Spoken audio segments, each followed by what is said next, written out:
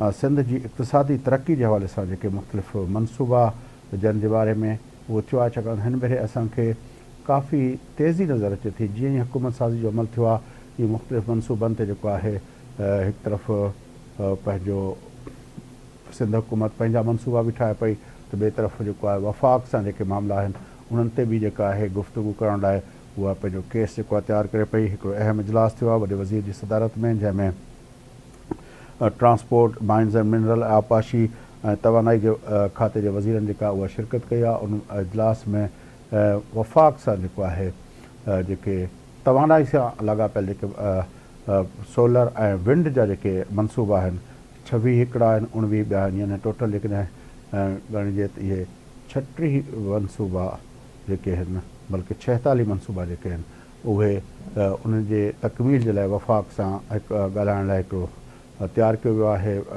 Strategy तयारु कई वई आहे त वफ़ाक़ खां उन्हनि समूरनि मनसूबनि जे तकमील जे सिलसिले में जेका वफ़ाक़ जे जेका घुर्बल जेका साकार आहे उन्ही खे अश्योर कयो वञे। उन सां गॾोगॾु उन इजलास में इस्लाम कोट खां छोर ताईं रेलवे लाइन जे मनसूबे जे हवाले सां बि गुफ़्तगू थी आहे ऐं अहम जेका डेवलपमेंट उनमें थी आहे उहा इहा थी आहे त सिंध हुकूमत रेलवे जे मनसूबे जे लाइ, यानी इस्लाम कोट खां छोर ताईं जेको रेलवे जो मनसूबो हूंदो, उन मनसूबे जे लाइ सिंध हुकूमत 50% फंडिंग जेको आहे उहो पाण ॾियण जो फ़ैसिलो कयो आहे।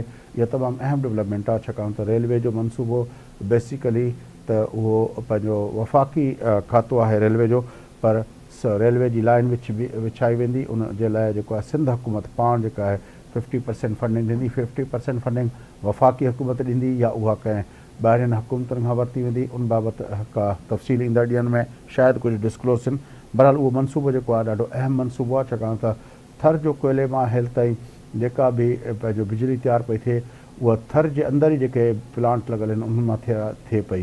पर जेकॾहिं इहा रेलवे लाइन छोर ताईं वई ऐं छोर खां पोइ इहा हैदराबाद ऐं हैदराबाद खां पोइ सॼे मुल्क सां जॾहिं गॾिजी वेंदो त उहो पोइ इहो थींदो त थर जे कोयले मां मुल्क जे ॿियनि हिसनि में, सिंध जे ॿियनि ज़िलनि में बि ऐं मुल्क जे ॿियनि इलाइक़नि में बि पावर प्लांट्स लॻाए सघिबा, उते जेको इहो कोयलो पहुचाए सघिबो। तमामु अहम डेवलपमेंट थींदी। उन सां पोइ जेका कोयले जी जेका यूटिलाइज़ेशन आहे थर जे कोयले जी, उहा उनमें तमामु घणी तेज़ी ईंदी।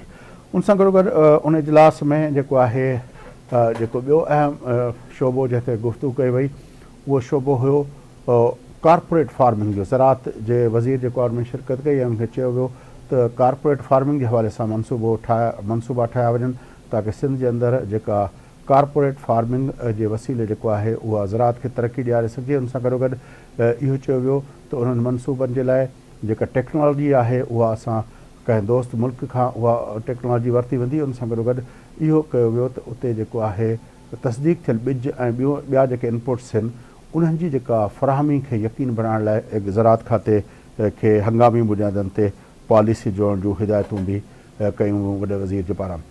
उन सां गॾोगॾु सिंध जे अंदरि जेको बैराज रिफॉर्म्स जो प्रोजेक्ट आहे उन हवाले सां ख़बर इहा आहे त 72 मिलियन डॉलर जेका आहिनि वर्ल्ड बैंक वटि जेके हुया उहो वर्ल्ड बैंक रिलीज़ करे छॾिया आहिनि। हालांकि इहो प्रोजेक्ट जेको हुयो उहो हिन पंहिंजो मार्च में तकमील ते पहुचणो हुयो, पर उनमें हीअ निगरान हुकूमत जो जेको प्रोग्राम थी वियो उनजे करे या कुझु ॿिया सबब हुया, उहो जेको रुकिजी वियो हुयो उहो प्रोजेक्ट टाइम ते पूरो न थी सघियो।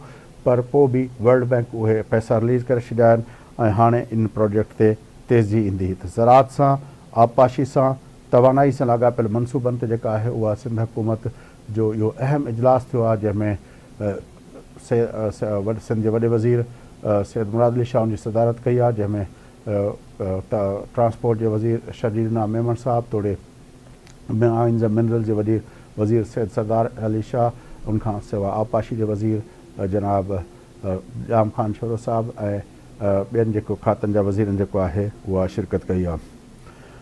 नासिर शाह साहब जेको आहे उहो तवानाई जा वज़ीर जेके आहिनि उनमें शिरकत कई आहे। बहरहाल इहो तमामु अहम इजलास थियो आहे। सिंध जी तरक़ी जे लाइ इहे जेके मनसूबा आहिनि उनजो छा इम्पैक्ट पवंदो उन ते बि गुफ़्तगू कंदासूं। अली अमीन गंडापुर साहब ऐं PTI बहरहाल इहो छा चाहिनि था? मुंहिंजे ख़्याल में अली अमीन गंडापुर साहब जेको पहिरीं शुरू में जेको हुनजो पोस्टर हुयो उहो इहो हुयो त भई ठीकु आहे ठही न हलिणो आहे। पोइ वरी विच में इहो आयो त न वज़ीर आज़म सां अची मुलाक़ात कई, उन में इहो पियो आयो त शायदि हिकिड़ो ये सियासी मुखालफ़त पंहिंजी जाइ ते, पर हू छाकाणि जो हिकिड़ी सूबाई हुकूमत आहे, हीअ वफ़ाक़ी हुकूमत आहे, त इन्हनि हुकूमतनि जो पाण में हिकिड़ो पंहिंजो राब्तो तालुक़ु थींदो आहे, उन जे त लॻो पए। पर हाणे वरी यू टर्न जेको इन कयो आहे, ऐं उहो यू टर्न वरी PTI जे चेयरमैन सां जेके राब्ता थिया आहिनि उन खां पोइ थियो आहे, जंहिंमें उन चयो आहे त पंहिंजे मेंबरनि खे बि इहो बि चयो आहे त भई तव्हां हिननि खां परे रहो, जेके हुकमरान जमातूं आहिनि उन्हनि खां।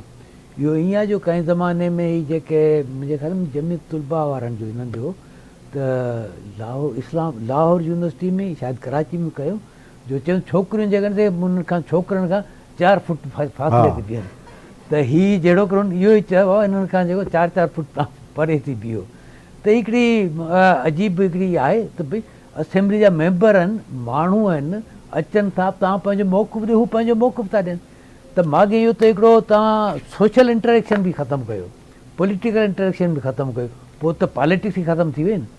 त इहो को चङी शइ कोन्हे। बाक़ी मुलाक़ात जो ऑनलाइन मुलाक़ात वारी तव्हां जेका ॻाल्हि पे ॿुधाई, त ऑनलाइन मुलाक़ात त इहो कजे थी वकीलनि सां, उहो त माॻे उन में त जेके बि ॻाल्हाईंदा उहो त क्लाइंट जी जेका बि सीक्रेसी हूंदी आहे, प्राइवेसी थींदी आहे, उहा ई मुतासिर थींदी आहे न। त हूं त हुकूमत ऐं जेल अथॉरिटी त ख़ुशि थींदी मुलाक़ातूं ऑनलाइन थियनि। तव्हां कुझु आख़िरी रिमार्क्स ॾियणु चाहींदो पंहिंजो मईशत जे हवाले मतिलबु सां? हाणे हीउ बिल्कुलु हिकिड़ो अलॻि तरीक़े सां चौधरी साहिब हुनखे ॾिठो पए। ॻाल्हि इहा आहे त IMF जेकॾहिं सूबनि जो हिसो छो खणंदो, इन जे करे जो वफ़ाक़ IMF न खणंदो, IMF वफ़ाक़ी हुकूमत खे हिदायतूं मिलंदियूं। उहो मतिलबु उहो ई थियो त उहो त असुल में त इहो आहे त भई असांजो जेको अॻे पाण डिस्कस कंदा रहियूं, त असांजो जेको स्ट्रक्चर आहे जेको लॻातार ख़र्चनि में वधाए थो, उन जो आहे भई हीअ जेके सूबनि खे हेठि ॾिनो थो वञे, उहो बि त माण्हुनि खे मिले थो न, उहो बि डेवलपमेंट ते थो ख़र्च थिए। मतिलबु इहो थियो त पोइ डेवलपमेंट ते का बि ख़र्च न थिए, इहो त वॾो हिकिड़ो अजीब ॾचो थी पवंदो। कमल साहब जी महिरबानी से, तव्हांजी सांगी साहब तव्हांजी वॾी महिरबानी। नाज़रीन, गुफ़्तगू तव्हां ॿुधी मुल्क जे इक़्तिसादी मंज़रनामे जे हवाले सां।